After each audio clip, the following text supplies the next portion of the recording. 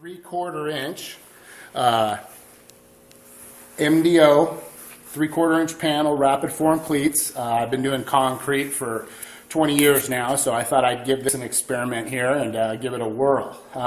What I did is I sprayed these forms with a 2-stage coating, super hydrophobic. Normally we use form release, so what I did is I took some xylene and I cleaned the forms before I poured it.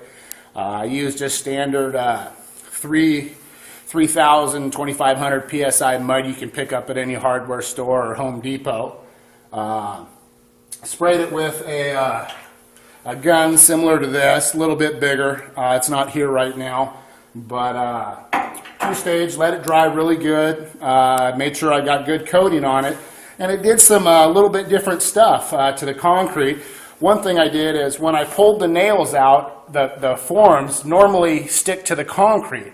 When I pulled these nails out, I had a hard time keeping the whole box steady because it just falls off. I mean, let me give you an example here. This is how easy the forms come off this stuff. It just literally, I mean, they're just as loose as when I put it together. And I used, you know, this 6-penny duplex on the ends, cleats on the top, but this stuff, I mean, literally had no stick to the concrete whatsoever.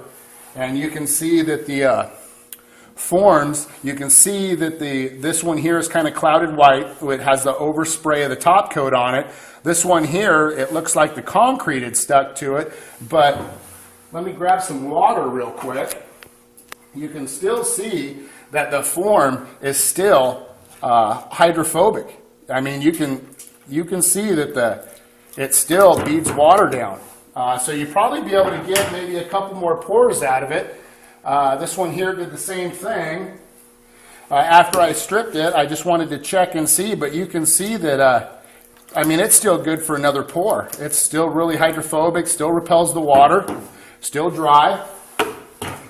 Same with the front form. What I did notice here is that the concrete actually came out pretty smooth for inside of a 3/4 inch form. I didn't sting it or anything. I just tapped on it just to make sure that it, see what it did with rock pockets and pushing the air and stuff in. And to me, as a wall, it looks really good.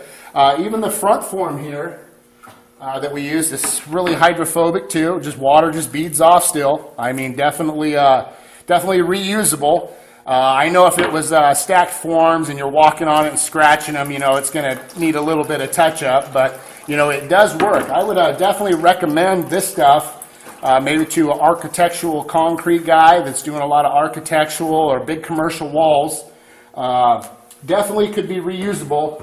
It is kind of expensive, but I think if you can get a couple good pours out of it. So what I did here is I just poured a little 8-inch by 16-inch cube of concrete, put some metal in it for some handles and stuff. One thing I did notice is, if you can zoom in a little bit here, on the edge of this thing here, usually this edge breaks off when you strip your forms because it's square. Well, I noticed after I was done pouring with this, it actually looks like I took a 1/4 inch edger and went around the whole top of the forms. The corners came out nice and square, but it was weird how the hydrophobic pushed the water over the top of this and wouldn't allow it to square up. It actually rounded the corner, which I thought was really cool, because when you strip your form, usually the top edge peels off a little bit and spalls. And that's kind of like why they run chamfer, you know, and plus the corners don't break. So this actually rounded the top edge of the concrete, which I thought was really cool. Another thing I tested when I was done with this, I wanted to see what the concrete did. So what I did is I poured water on the concrete, and somehow the top hydrophobic part of the Ultra Ever Dry bonded to the concrete off the form. So what I imagine it was is, you can see on the form, because I coated it really good, I wanted to give it a good test. This here is still super hydrophobic, but you can see the edge line here of where the concrete was poured, but down here you can also see, that's what I think is the overspray picked up into the concrete, and it bonded to the wet concrete here, and now it's stuck into the concrete. So the overspray I thought was awesome, but you know, it has its ups and its downs, but I thought this was really cool. now the block of concrete is hydrophobic.